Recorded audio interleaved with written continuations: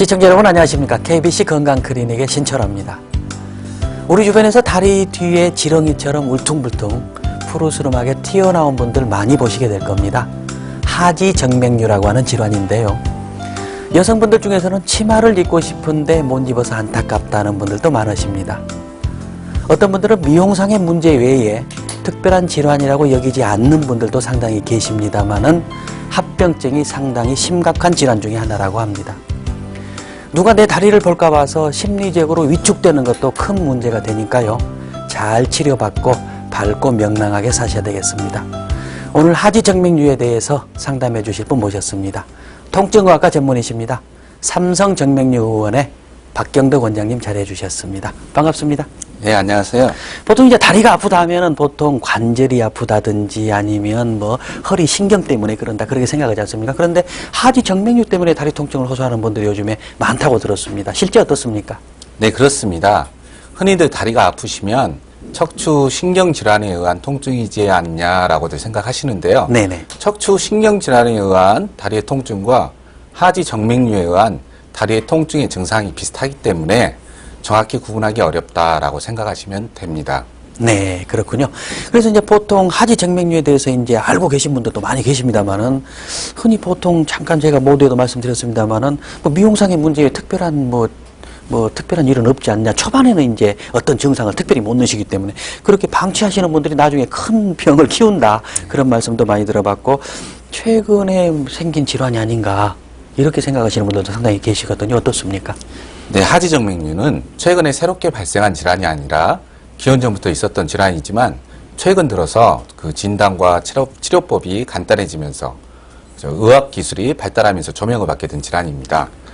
이 그림은 기원전 4세기경에 어느 석상을 찍어놓은 사진인데요. 네. 그 당시에도 이렇게 지렁이가 기어나온 듯한 튀어나온 혈관을 볼 수가 있습니다. 네. 그래서 하지정맥류는 기원 전부터 지금까지 사람을 괴롭혀온 오래된 질환이라는 것을 알 수가 있습니다. 네.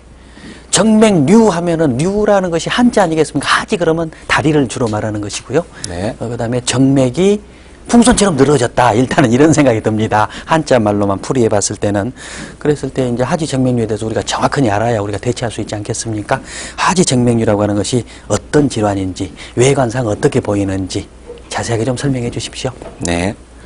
대부분의 환자분들이 다리에 힘줄이 튀어나왔다고들 표현을 하세요. 네네.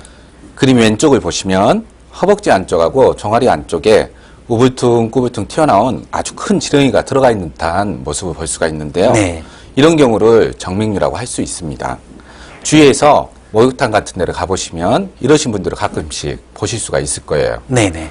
그래서 이런 분들을 보시면 아, 정맥류가 있으시구나 라고. 여성분들은 저런 경우에 됩니다. 목욕탕 가는 것도 상당히 꺼려하시지 않겠습니까? 네, 그렇죠. 네네. 그래서 위치에 따라서 이렇게 다리 앞쪽이나 안쪽에도 있을 수 있고요. 네. 종아리 뒤쪽에도 있을 수 있습니다. 네, 그렇군요. 그래서 이제 보통 저렇게 힘줄이 튀어나왔다 이렇게 환자들은 표현하시지만 실제로는 혈관, 정맥이 늘어졌다.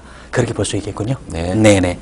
그렇다면 이제 이렇게 실제로 정맥이 늘어져서 방금 사진에서 보여주신 것처럼 꾸불꾸불 이렇게 지렁이처럼 징그럽게 나와 있는 분도 계시지만은 어떤 부분들 보면은 이 무릎 뒤, 장단지 뒤에 오목이라고 그러죠. 거기. 그런 부분에 파랗게 혈관이 이렇게 눈으로 선명하게 보이는 경우만도 있거든요. 이런 경우도 병적으로 해당되는 하지정맥류라고 할 수 있는지 상당히 궁금합니다. 네, 하지정맥류는 여러 가지 종류로 나눌 수가 있는데요. 네. 튀어나오지는 않았지만 새파란 핏줄이 보여요 라고 말씀하시는 분들도 계시고요. 이렇게 종아리 뒤쪽이나 허벅지 뒤쪽에 보일 수가 있는데 약간 돋아난 듯 하면서 푸르스름한 혈관이 뻗어나가듯이 보이는 경우에는 하지정맥류의 일종인 망상정맥이라 하고요. 네. 이 망상정맥이라는 것은 푸르스름한 혈관이 망처럼 얽혀 있다라고 생각하시면 됩니다. 네, 그렇군요. 그리고 또 한 가지는 멍이 잘 들어요 이렇게 말씀하시는 분도 계세요. 네, 조금만 다쳐도 먹는 분들 계시죠? 예, 그렇죠. 네네. 그런데 멍이 들었다고 표현을 하시는데 멍든 부위를 자세히 보면 푸르스름한 혈관이 깔려 있으면서 주위가 멍든 것처럼 퍼렇게 보이는 경우도 있습니다. 네. 이런 경우에도 역시 하지정맥류를 의심할 수가 있죠. 그리고 아주 작은 가는 빨간 혈관들이 불꽃이 터지듯이 아니면 지렁이가 기어가듯이 네. 이렇게 보이는 경우도 있습니다. 이것은 젊은 여자분들에게서 흔히 볼 수 있는 것들인데요. 모세혈관, 즉 아주 가는 혈관이 늘어나서 보이는 모세혈관 확장증이라고 합니다. 네. 이렇듯이 정맥류는 아주 다양한 형태로 나타날 수가 있고요. 다시 한번 정리를 하면 힘줄이 튀어나왔어요 라고 말씀하시는데 사실 힘줄이 아니라 혈관이 튀어나온 거고요. 네. 새파란 핏줄이 보이네요. 허벅지에 실핏줄이 보이네요. 그리고 멍이 잘 들어요 라고 주로 표현을 하시죠. 네. 이런 것들이 다 정맥류에 해당이 되는군요. 네. 이제 그렇다면은 정맥류, 혈관 중에서도 정맥이 류, 다시 말해서 풍선처럼 늘어졌다. 한자어로 보면 이렇게 되게 되는데, 그렇다면 하지, 다리에 있는 정맥이 어떻게 구성되어 있는지, 정맥의 모습은 어떤 것인지 이런 것을 알면 내용을 이해하는 데 저희들이 도움이 되겠습니다. 네, 다리에서 심장으로 올라가는 길은 깊은 정맥과 얕은 정맥으로 나눌 수가 있는데 이 얕은 정맥은 그림에서 보듯이 크게 나누어서 발목에서 사타구니까지 올라가는 대복제 정맥, 네. 발목 뒤에서 무릎 뒤로 뻗어 있는 소복제 정맥으로 나눌 수가 있습니다. 그리고 그림에서 빗금쳐진 이 깊은 정맥과 얕은 정맥들은 서로 아주 복잡하게 그물처럼 연결되어 있죠. 그래서 정맥류를 전문으로 진료하는 의사들은 다리에 있는 정맥을 나무에 비유를 하는데요. 앞쪽 사타구니 아래와 무릎 뒤에 역류가 시작되는 뿌리혈관이 있고 네. 눈에는 보이지 않지만 초음파상으로 확인이 가능한 줄기혈관이 있고 무릎 아래 가지혈관이 있다라고 표현을 합니다. 네, 그렇군요. 여러 가지 이제 하나의 혈관이 이제 우리 몸에 영양을 공급한 동맥, 모세혈관 하고 나서 다시 심장으로 들어가는 혈관인데 역시 두세 가지 이렇게 여러 갈래로 나누어서 구조가 되어 있군요. 그 조재진 축구 스타 있지 않습니까? 네. 그 선수가 이렇게 하지 정맥류를 앓고 있어서 그렇게 아픈 다리로 매 경기마다 열심히 뛰는 모습을 보고 네티즌들이 더 힘내라고 이렇게 성원해 주는 걸 제가 봤습니다만은 이런 하지 정맥류가 왜 발생하는지 상당히 궁금합니다. 네, 사람 몸에는 동맥과 정맥이라는 두 가지 종류의 혈관이 있는데 왼쪽 그림이 동맥이고요. 오른쪽 그림이 정맥을 보여주고 있습니다. 네. 심장에서 동맥이란 혈관을 타고 다리에 깨끗한 피를 보내주면 다리에서 산소하고 영양분을 소모하고 나서 피가 지저분해지죠. 네. 이 지저분해진 피가 다시 깨끗해지기 위해서 심장으로 다시 올라가야 되는데 이 올라가는 길이 정맥입니다. 그런데 정맥 안에는 판막이란 구조물이 있습니다. 네. 심장 판막증 들어보셨죠? 네네. 심장에만 판막이 있는 것이 아니라 다리에 있는 정맥에도 판막이 있는데 이 판막이 하는 역할은 다리에서 심장 쪽으로 피가 거꾸로 떨어지지 않고 올라갈 수 있도록 해주는 역할을 합니다. 네. 그런데 판막이 망가지면 피가 올라가지 못하고 거꾸로 쏟아지게 되겠죠. 네. 오랜 세월 동안 피가 거꾸로 쏟아지다 보면은 이 떨어지는 압력 때문에 가지혈관부터 저 네. 무릎 아래에서부터 혈관이 튀어나오게 되는 거죠. 네. 그러니까 정맥이라는 거는 우리가 보통 생각할 때는 관만 있는 걸로 생각하기 쉬운데 그 안에 이런 판막이 있어서 위로 올라갈 때는 열리지만은 내려올라가면 막혀서 역류되는 것을 방지하는 이런 판막이 있어서 심장 쪽으로 올라가게 된다. 이런 판막이 망가져서 문제가 된다. 그런 질환이다. 이렇게 볼 수 있겠군요. 그렇다면 이제 방금 잠깐 설명을 해주셨습니다만 우리 피가 우리가 보통 서서 일하고 이렇게 앉아서 일하게 될 때 중력 방향을 거슬러서 심장으로 와야 된단 말입니다. 그럼 어떻게 오게 되는지 그 상당히 궁금합니다. 네. 다리에 있는 정맥의 피를 심장으로 올라갈 수 있게끔 해주는 역할을 하는 것이 바로 종아리 근육입니다. 아, 근육이 그러는군요. 네. 네. 걷는 운동을 하게 되면 종아리 근육이 수축과 이완을 반복하게 되는데요. 종아리 근육이 수축을 해서 정맥을 짜주면 정맥 안에 있는 피가 심장 쪽으로 올라가겠죠. 그래서 종아리 근육을 제2의 심장 또는 말초 심장이라고 부릅니다. 네. 그런데 종아리 근육이 수축을 하면 정맥을 짜주어서 피가 심장 쪽으로 올라가지만 이완이 되면 땅에서 당기는 중력이라는 힘 때문에 피가 거꾸로 떨어지겠죠. 이때 떨어지지 못하게 해주는 구조물이 판막입니다. 네. 이 두 짝으로 되어 있는 이 판막은 정맥 내에서 위쪽으로만 열리고요.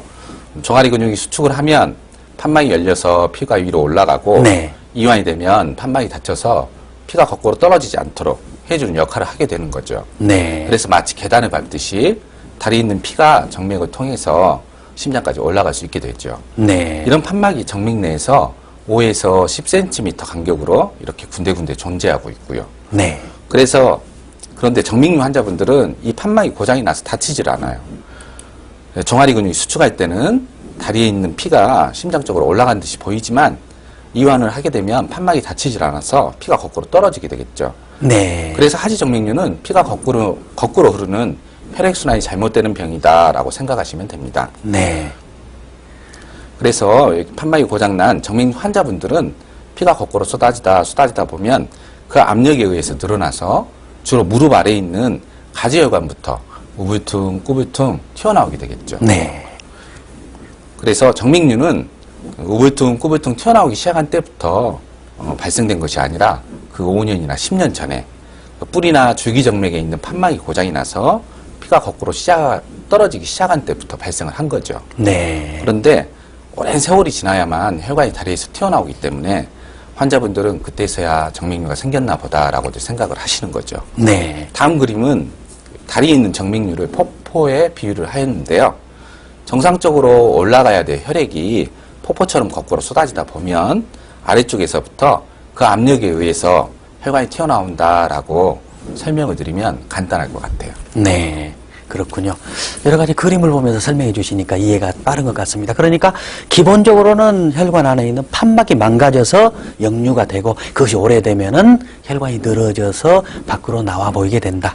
그렇게 볼 수가 있겠군요. 네. 그래서 이제 걷는 운동이 상당히 중요할 것 같습니다. 근육을 강화시켜주고 걷는 것을 우리는 단순하게 생각했는데 걸으면서 심장 역할을 해주는군요. 혈액순환을 이렇게 다리에 있는 피를 짜서 심장으로 올려 보내주는 역할, 대단히 중요한 의미가 있는 운동이 아닌가 싶습니다. 걷기 운동. 이제 정맥류가 이제 이렇게 중요한 질환으로 요즘에 이제 다시 부상이 되었는데 이 정맥류가 악화되고 발생되는 그런 원인에 대해서 좀 더 구체적으로 알고 싶습니다. 네. 정맥류가 생기는 원인 중에 가장 중요한 것은 유전적인 원인, 즉 가족력입니다. 네. 태어날 때부터 정맥이라는 혈관이 약하게 태어났다라고 생각을 하시면 됩니다. 그래서 정맥류 환자분의 가족 중에서 또 다른 정맥류 환자분이 있을 가능성이 정맥류가 없는 사람 가족 중에 정맥류 환자가 있을 가능성보다 3배 정도 높다고 생각하시면 됩니다. 네. 그래서 정맥류란 질환은 있는 집안에는 많고요, 없는 집안에는 없습니다. 아, 그렇군요. 근데 이제 제가 아시는 분 중에 제 이제 머리를 꼭 그분한테 가서 자르는데요. 한 40년 이발사를 하셨어요. 근데 이제 그분이 그렇게 제가 보면은 이렇게 다리 뒷부분에 이렇게 풀룩풀룩 튀어나오셨는데 그분은 이제 그걸 좀 해결하신다고 쉬실 때마다 등산을 가시고 하는데 별로 도움이 안 된다. 그런 말씀을 상당히 하시거든요. 또 듣기에 뭐 하루 종일 서 있는 백화점 점원이 많이 발생한다 이런 말씀도 들었습니다만은 이런 것들도 원인이 됩니까 어떻습니까? 예, 이렇게 본인이 정맥이란 혈관이 태어날 때부터 약하게 태어났는데 직업적인 요인, 즉 하루에 6시간 이상 서 있는 직업에 종사하시게 되면 정맥류가 발생할 가능성이 훨씬 더 높아지죠. 네. 서서 강의를 하시는 선생님, 또 미용실, 백화점, 식당 등에 종사하시는 분들, 간호사나 의사도 마찬가지로 정맥류가 발생하는 직업군에 속합니다. 네, 그렇군요. 그러니까 유전적인 요소에다가 환경적인 요소가 결합돼서 나타난다. 그래서 가족 중에 이제 그런 많은 정맥류가 있으신 분들은 특히 이런 오래 서 있는다든지 하는 것을 조심하셔야 된다. 그렇게 볼 수도 있겠습니다. 네.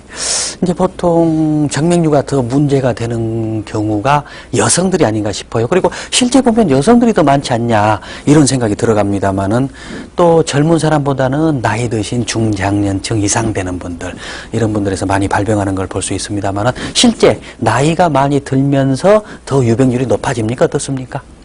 네, 노화 과정, 즉 나이가 들면서 위나 관절이나 이런 장기들만 문제가 생기는 것이 아니라 정맥이라는 혈관도 탄력성이 떨어지면서 늘어나서 정맥류가 발생되는 원인이 되지요. 네. 그래서 50세 이상에서는 50%까지도 발생할 수 있고요. 나이가 드시면서 나이에 비례해서 많이 발생하게 됩니다. 이제 어떤 분 임신을 이렇게 둘째 아이를 임신을 했는데 왼쪽 사타구니가 한 달 동안 아프셨다고 그래요. 그래서 어느 날 굉장히 많은 통증이 있어서 이렇게 보니까 대음순 한쪽 부분이 이렇게 뿔르게 튀어나와서 이렇게 만져보니까 안에서 울퉁불퉁하게 뭐가 만져졌다. 그리고 다리 뒤에도 파랗게 뭐가 좀 올라온 것 같다. 이렇게 말씀을 하신 걸로. 그래서 여성분들 임신했을 때 그런 것도 이런 하지정맥류의 일종이냐 그걸 상당히 궁금해 하시고요. 그래서 임신했을 때 이런 하지정맥류가 잘 발생할 수 있는지 그런 건 상당히들 궁금해 하십니다. 네, 임신이란 과정이 하지 정맥류 발생 원인 중에 중요한 원인 중에 하나가 되고요. 아, 실제 그렇군요. 네. 네. 임신으로 인해 호르몬 변화가 생기게 되면 혈관이 약해지고 또 자궁이 커지면서 복부에 있는 압력이 올라가게 되죠. 그러면 복부 안에 있는 대정맥이란 큰 정맥을 누르게 되는데 네. 이런 임신 과정을 여러 번 반복할수록 발생 가능성이 높아지게 되죠. 그래서 대부분 정맥류가 있으신 어머니들께서 하시는 말씀이 막내 낳고 나서 조금 생긴 듯 하다가 이렇게 번지게 됐어요 라고 말씀들 하시죠. 네. 남녀의 발생 비율을 보았을 때는 여성분들이 2배 정도 높아요. 이것은 정맥류 발생 원인 중에 하나인 임신한 과정을 여성분들이 거치기 때문이죠. 아하, 그렇군요. 네. 실제로 여자분들이 훨씬 더 많다. 그렇게 이제 귀한 일을 하시는데 이렇게 많다고 하니까 잘 치료받고 밝게 사셨으면 좋겠다 하는 생각이 들어갑니다.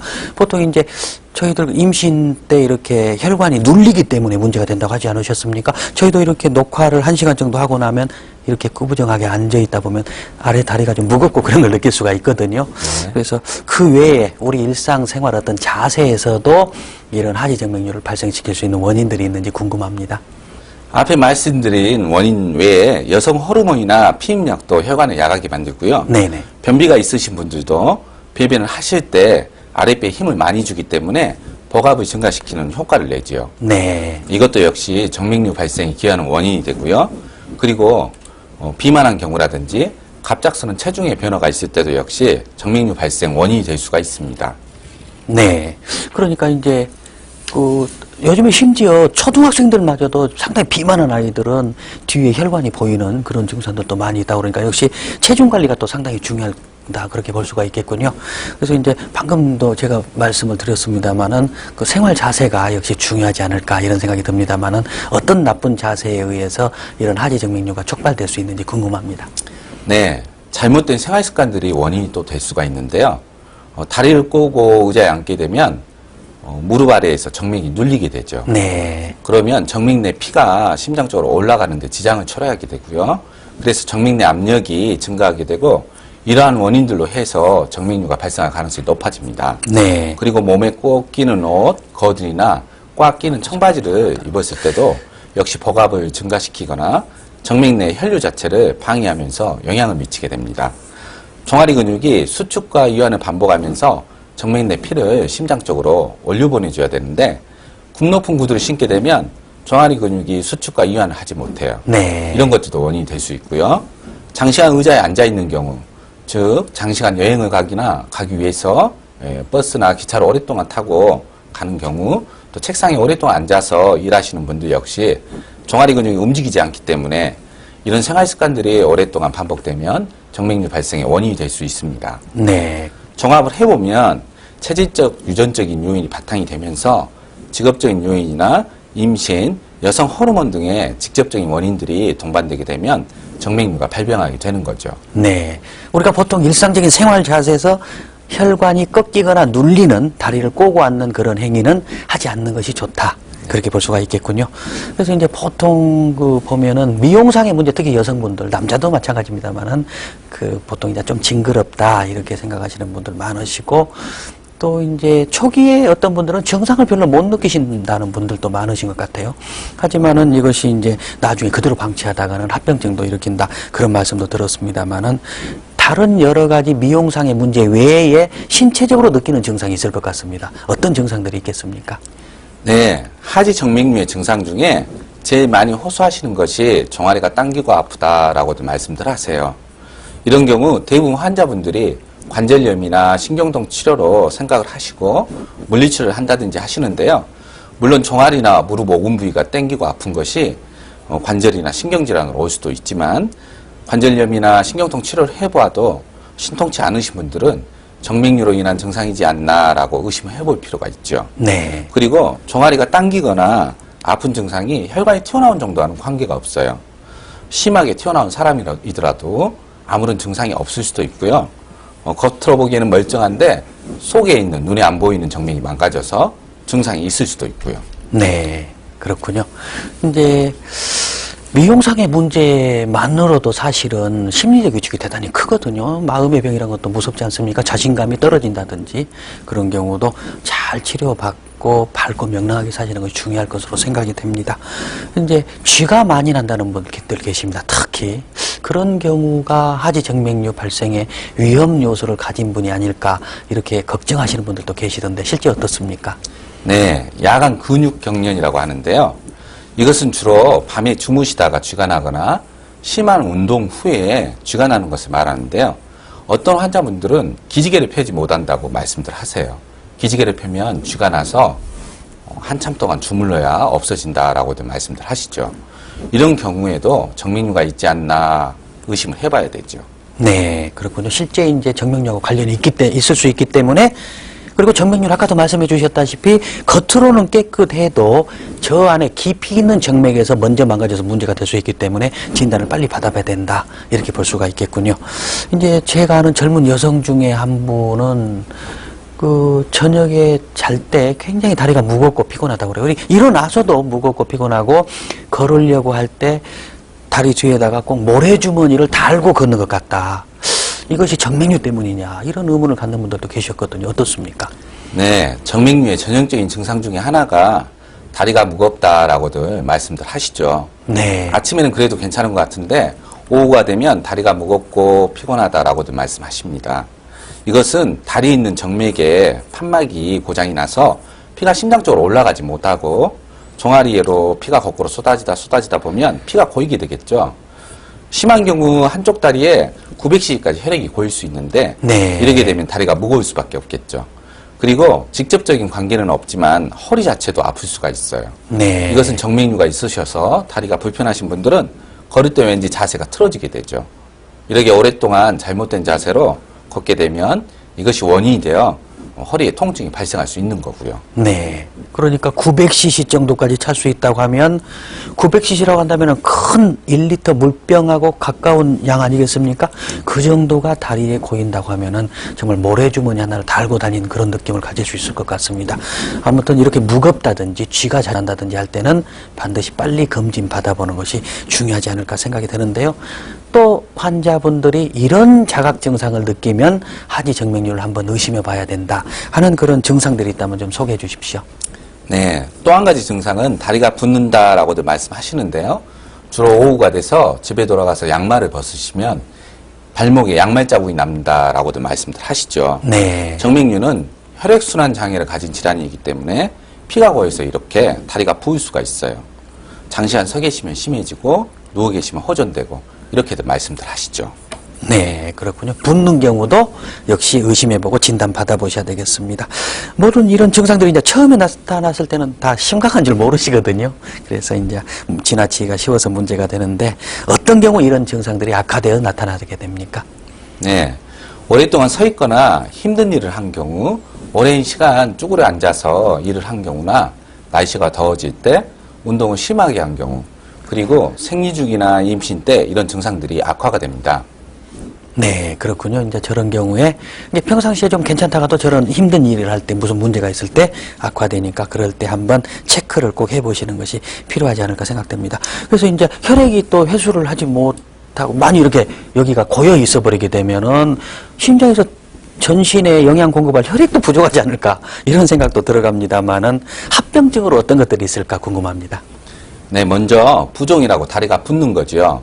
이렇게 왼쪽 그림을 보시면 발등이 수북히 붓는 분도 계시고 오른쪽 그림을 보시면 오른쪽 다리에 정맥류가 있으면서 네. 다리가 훨씬 더 굵어요. 상당히 차이가 나네요. 네, 이런 경우는 정맥류가 생긴 지 상당히 오래되신 경우이고요. 치료를 받고 나서 서서히 부은 것도 빠지면서 다리 굵기나 모양도 깨끗해지죠. 그리고 또 나타날 수 있는 것이 색소 침착인데요. 주로 나타나는 부위가 거꾸로 떨어지는 혈액의 압력을 가장 심하게 받는 발목이나 종아리 아래쪽에 이렇게 먹는 것처럼 파란색으로 나타난다든지 네. 보라색으로 피부 색깔이 변하게 되죠. 그리고 이처럼 피부염 증상이 나타날 수도 있어요. 네. 피부에 염증이 생기면 대부분의 환자분들이 이것이 정맥류 합병증으로 생긴지 모르시고 피부과를 다니시게 되죠. 그래서 피부과 치료를 받으시면 호전이 됐다가 다시 증상이 악화가 되고 이렇게 반복이 되게 되죠. 이처럼 피부염 증상이 생기는 것은 지저분한 피가 계속 고이다 보면 혈액순환이 안 되고 피부 저항성이 떨어져서 한번 염증이 생기면 잘 낫지 않는 결과를 초래하게 되는 거죠. 네, 그렇군요. 여러 가지 상당히 심각한 합병증들이 있을 수가 있겠습니다. 지난번에 뉴스에서 보니까 PC방에서 게임 중독자가 뭐 24시간 넘게 이렇게 앉아서 게임하다가 죽었는데 사인을 검사해 보니까 혈전이 폐를 막아서 죽었다. 또 비행기 이코노미 클래스 증후군 있지 않습니까? 장시간 이렇게 쪼그려 앉아서 비행기를 타다가 똑같은 증상으로 사망했다. 그런 경우도 들어봤습니다만은 방금 말씀하신 그런 합병증 외에 더 심한 합병증도 있을 것 같습니다. 어떤 것들이 있겠습니까? 네. 심한 합병증으로는 혈전성 정맥염이라는 것이 발생할 수도 있습니다. 네. 혈액순환이 안 돼서 지저분한 피가 고이다 보면 피가 선지처럼 굳어서 혈전, 즉 피떡이 생기게 되죠. 이것이 염증을 일으키기도 하고요. 합병증 중에 심한 경우는 지금 보시는 피부 궤양이죠. 혈액순환이 안 돼서 지저분한 피가 계속 고이다 보면 이렇게 피부가 썩게 되는 거죠. 네. 이런 합병증이 발생하면 치료 자체도 어려워질 뿐 아니라 궤양이 생기는 원인이 정맥류이기 때문에 정맥류를 치료받지 않고는 이 궤양이 낫지를 않아요. 네. 이 그림은 궤양을 동반한 피부 변색이고요. 이렇게 피부 색깔이 갈색으로 변할 수도 있어요. 다음은 피부 아래 혈관이 약해지고 헐게 되면 출혈이 발생할 수도 있는 거고요. 네. 다음 그림은 가장 심각한 합병증인 신부정맥 혈전증인데요. 신부정맥 혈전증은 겉정맥 말고 속정맥, 깊은 정맥에 혈전이 생겨서 다리에 있는 큰 정맥을 막게 되는 건데요. 네. 이 사진에서 자세히 보시면 왼쪽 다리가 더 부어 있어요. 네. 이렇게 다리가 붓고 아프게 되면 치료도 대학병원에 입원하셔서 혈전 용해제라는 약을 상당 기간 드셔야 되죠. 네. 정확하게 이제 진단을 하는 것이 중요하다는 말씀이 겉에서 보는 것도 중요하지만은 안에 깊이 있는 정맥에 문제가 있을 때 그것을 정확하게 찾아내야 된다. 그것이 중요한 문제다라고 말씀을 해요. 그러나 우리가 볼 때는 보통 육안적으로만 봐도 저 사람은 하지 정맥류다. 이렇게 뭐 진단할 수 있지 않을까 싶기도 한데 진단 방법은 어떻습니까? 하지 정맥류란 것이 판막이 망가져서 혈액순환이 거꾸로 되는 병이기 때문에 다리에 혈관이 튀어나오지 않았더라도 여러 가지 증상이 나타날 수도 있어요. 네. 그러면 이런 하지 정맥류의 증상이나 합병증이 있을 때 하지 정맥류인지 아닌지 어떻게 알 수 있냐? 그것은 특수 칼라 혈류 초음파로 가능합니다. 네. 앞에 말씀드렸듯이 하지 정맥류를 전문으로 진료하는 의사들은 다리에 있는 정맥을 나무에 비유를 하는데요. 무릎 아래 외관상으로 튀어나와 보이는 혈관은 가지혈관에 해당하고요. 눈에는 보이지 않지만 초음파상으로 확인이 가능한 줄기혈관이 있고 피가 거꾸로 떨어지는 역류의 시작점인 뿌리혈관으로 구분을 할 수가 있죠. 네. 그래서 나무를 죽이려고 하는데 눈에 보이는 가지혈관만 없애게 되면, 즉 가지치기만 하게 되면 뿌리와 줄기가 살아있기 때문에 얼마 가지 않아 재발을 하게 됩니다. 네. 그래서 하지정맥류를 근본적으로 치료하기 위해서는 특수 칼라 혈류 초음파로 역류가 시작되는 뿌리혈관과 줄기혈관을 정확히 찾아서 치료를 해야만 나무를, 즉 하지정맥류를 없앨 수가 있습니다. 환자분들이 오시면 궁금해하시는 것 중에 하나가 검사할 때 아프냐 하시는 건데요. 초음파 검사는 전혀 아프지 않고요. 10분 정도면 아주 정확한 진단을 내릴 수가 있고요.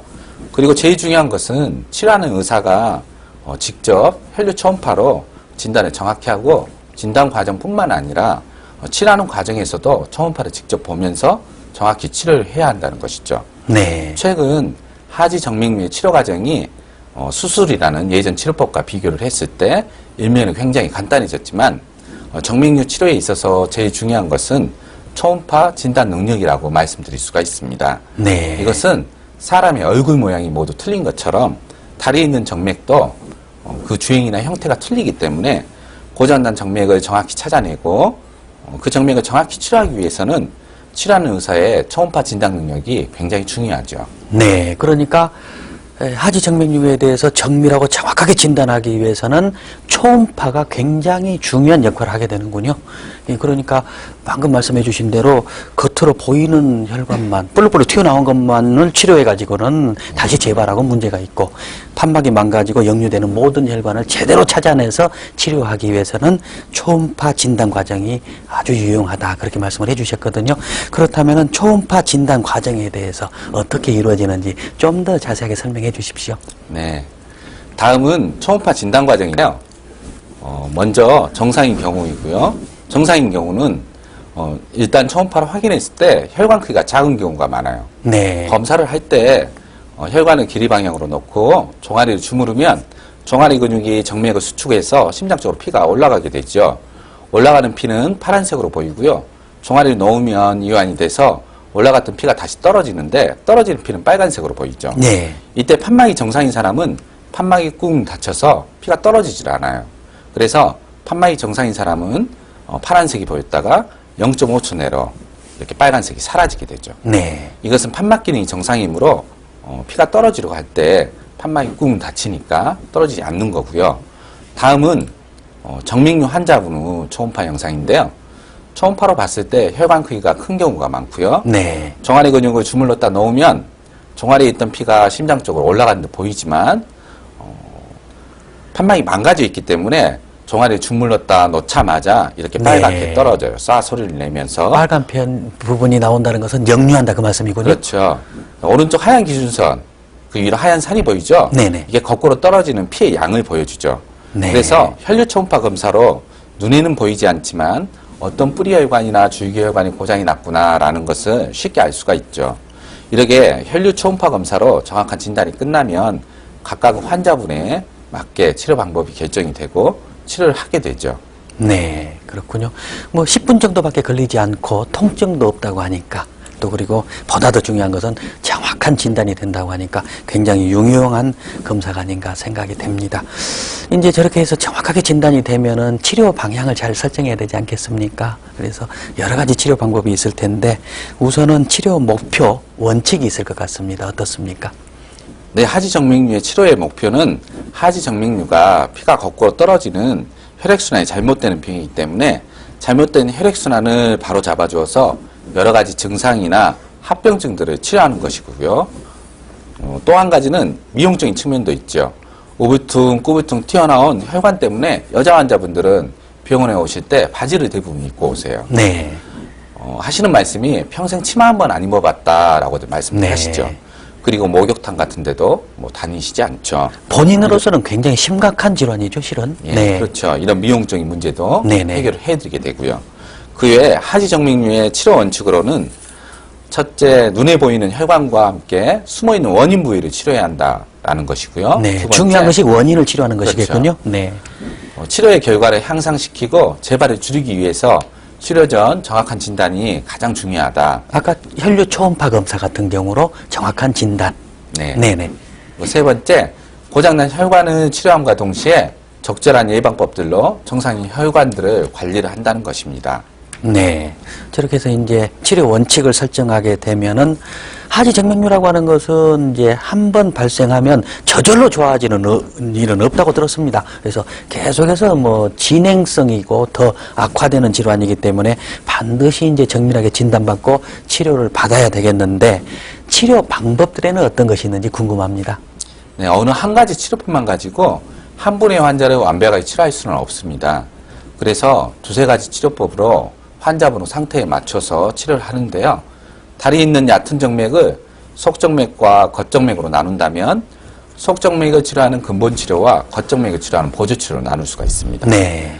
근본치료에는 현재 곽광을 받고 있는 레이저 치료와 예전부터 해오던 수술이라는 방법이 있고요. 네. 보조치료에는 보행정맥 절제술과 주사 혈관 경화요법이 있습니다. 각각의 치료법에 대해서 설명을 드리면 먼저 레이저 치료에 대해서 말씀을 드리겠습니다. 네네. 레이저 치료는 고장난 뿌리혈관과 줄기혈관에다 바늘을 하나 꽂고요. 이를 통해서 아주 가는 레이저 광섬유를 집어넣어요.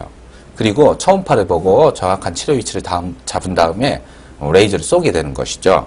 그러면 레이저에서 발생하는 열로 고장난 혈관이 부어져서 몸 안에서 흡수되어 없어지게 되는 거죠. 네.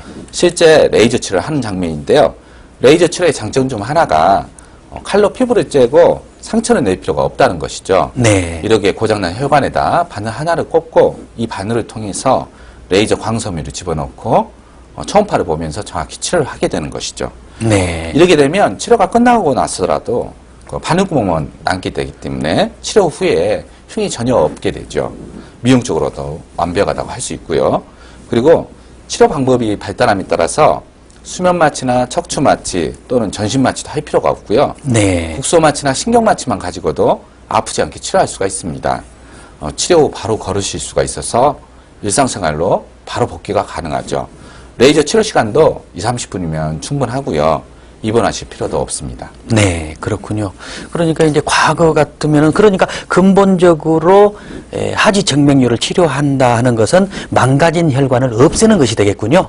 그 없애는 것이 과거 같으면은 뭐 전신 마취나 입원을 하고 칼로 열고 들어가서 혈관을 끄집어내는 그런 수술이었다면 지금은 레이저만을 통해서 그 혈관을 망가진 혈관을 없애버리는 그런 수술이다. 그래서 상당히 간편하고 쉽게 환자분들이 더군다나 여자분들 뭐 미용적인 문제에 굉장히 민감하신데 흉터가 없다고 하니까 굉장히 많이 도움이 되지 않을까 생각이 됩니다. 실제 원장님께서 시술하신 치료 전과 후를 좀 비교한 사진이 있으면 좀 보여주십시오.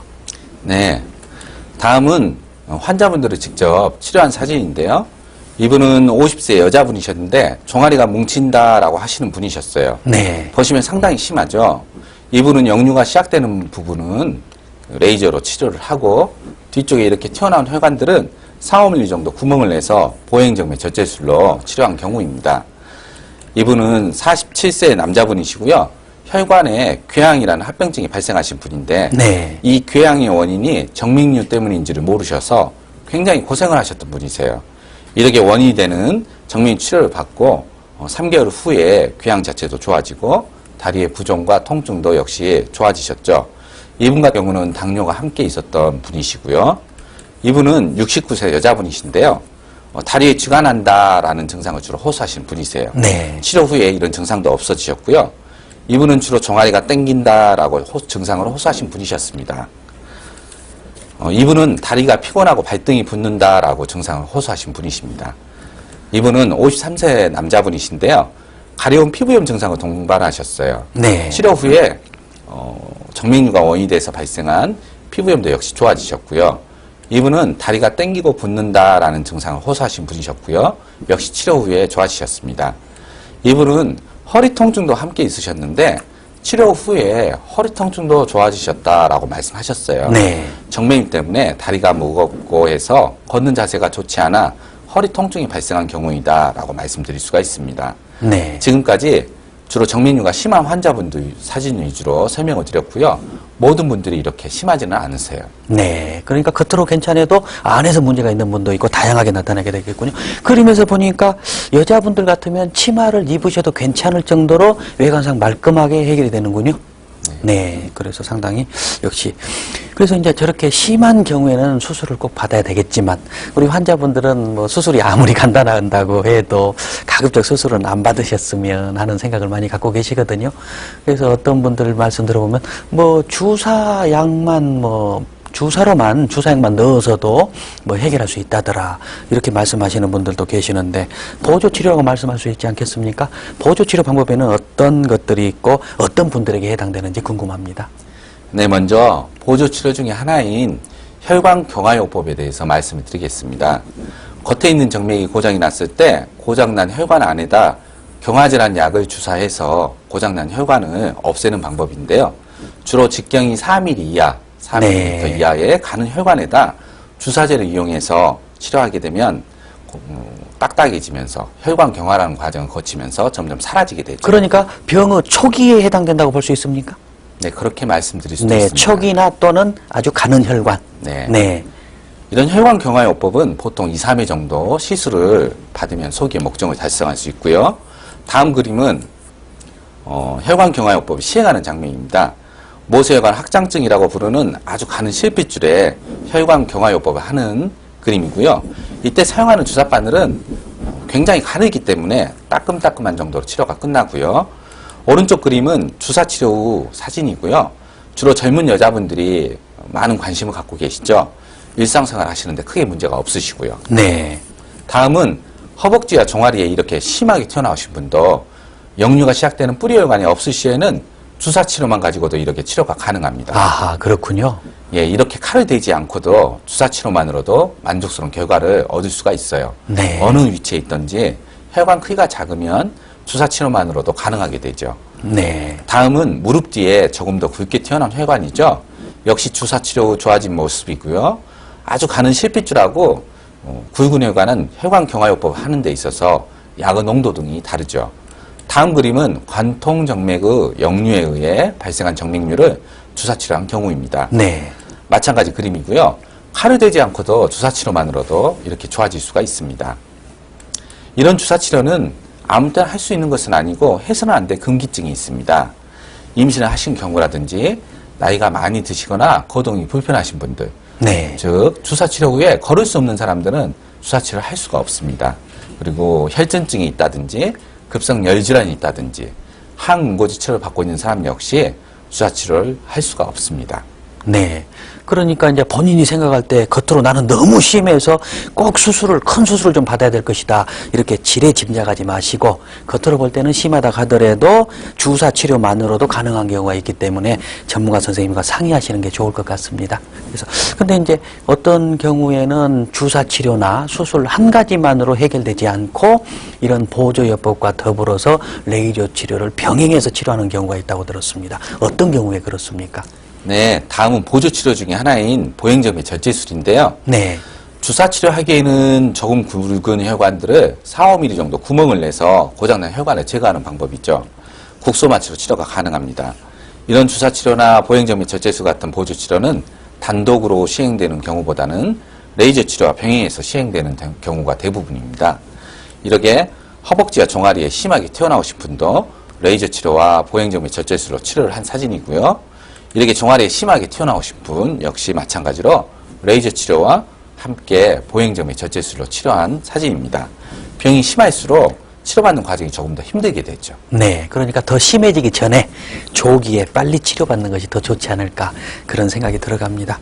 이제 다양한 치료 방법에 대해서 이렇게 알아봤습니다만은 어쨌든 가장 중요한 것이 생기기 전에 예방하는 것이 중요하지 않겠습니까?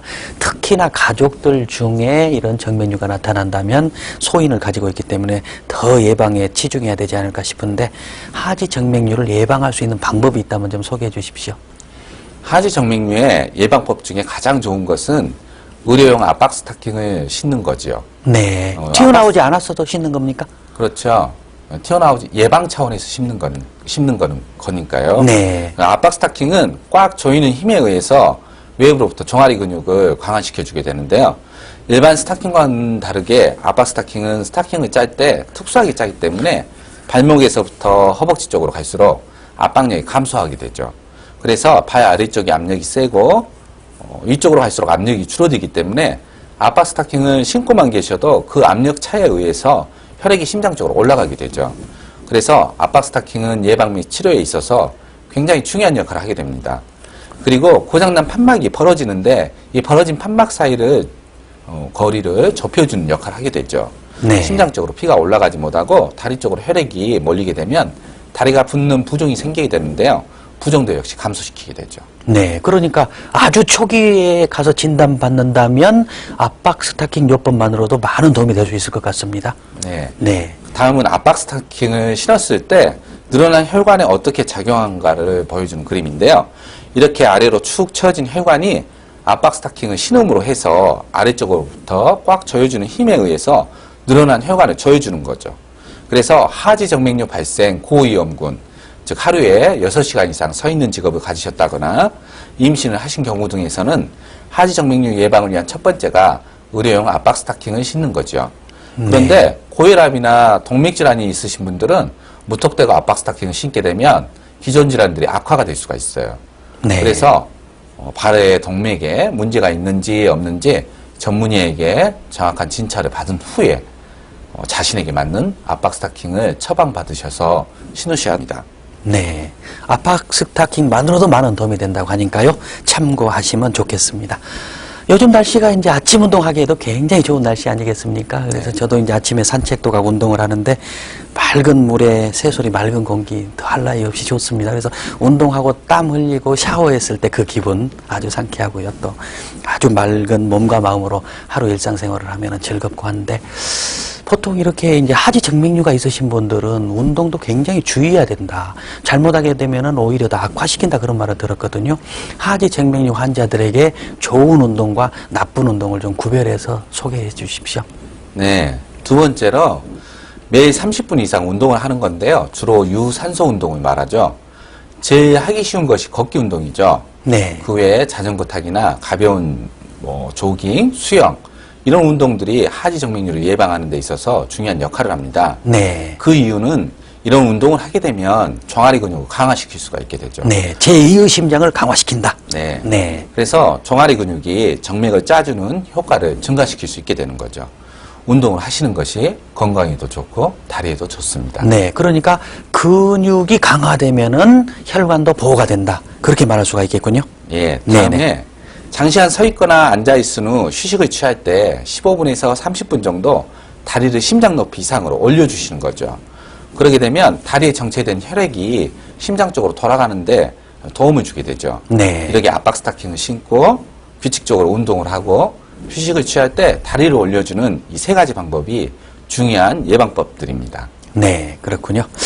이제 예방법과 함께 이제 정맥류 예방을 위해서 반드시 고쳐야 될 것이 우리의 잘못된 생활 습관들이 있거든요. 그런 생활 습관들에 대해서 좀 지적을 해 주십시오. 네. 먼저 다리를 꼬고 앉는 습관을 고치시는 것이 중요합니다. 네. 다리를 꼬고 앉게 되면 다리에 있는 정맥이 눌려서 심장 쪽으로 피가 올라가는데 방해가 되겠죠. 그리고 또 하나는 적정 체중을 유지한다인데요. 체중이 너무 많이 나가면 그 자체가 다리에 있는 정맥에 부담을 주게 되죠. 그리고 장기간 서 있는 것을 피하시고요. 만일 직업상 오랫동안 서 있게 되는 것을 피할 수 없다면 양다리에 번갈아서 체중을 이동시켜 주는 것이 도움이 됩니다. 그리고 굽 높은 구두를 신게 되면 종아리 근육이 수축과 이완이 되지 않아요. 네. 그래서 될 수 있으면 피하시는 것이 좋고요. 변비도 또 하나의 원인이 되기 때문에 섬유질을 많이 섭취해서 변비를 피하시는 것이 도움이 됩니다. 그리고 장시간 운전을 하신다든지 오랫동안 앉아있게 되면 3, 40분 간격으로 일어서 가지고 걷는 것이 도움이 되겠습니다. 네. 이제 제 외삼촌께서도 이렇게 이런 하지 정맥류가 있으셔서 상당히 고생하죠. 빨리 치료하라고 제가 말씀을 드렸어도 본인은 그렇게 많은 증상을 심하게는 못 느끼시니까 그렇게 막연하게 이제 그냥 놔두면 괜찮지 않을까 이런 생각도 하시는 것 같아요. 근데 보통 이제 일반 환자분들 보면은 초기 정맥류가 좀 생겼을 때 요즘에 청소년들도 상당히 많이 생기대요. 그래서 그런 경우에 그대로 놔두면 낫지 않을까, 저절로 좋아지지 않을까 이런 생각을 하시는 분들도 계시는데 실제로는 어떻습니까? 네, 하지 정맥류는 일단 한번 발생하게 되면 시간의 흐름에 따라서 점점 더 악화가 되죠. 네. 그래서 될 수 있으면 합병증이 발생하기 전에 심해지기 전에 조기에 치료받는 것이 좋고요. 치료를 받지 않고 저절로 나올 수는 없어요. 네. 계속해서 악화되는 방향으로 진행이 되는군요. 네. 네. 그렇게 본다면은 가급적 발견될 당시 빨리 치료받는 것이 중요하다.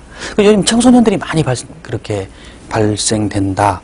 그렇게 들었습니다만은 그러면 이완 기간이 길어지기 때문에 더욱더 문제가 되지 않겠습니까? 청소년들도 발견 즉시 치료받는 것이 중요하지 않을까 이런 생각이 듭니다. 특히 이제 여성분들이 더 많다고 말씀을 해주셨었거든요. 그래서 여성분들 아무튼 미용상의 문제 때문에 고민이 되시는데 더군다나 수술을 하다 보면은 다리 같은 데 흉터가 남지 않을까 이거 굉장히 심각하게 고민하시거든요. 어떻습니까? 예, 레이저 치료는 바늘구멍을 통해서 치료를 하기 때문에 전혀 흉터가 남지 않고요.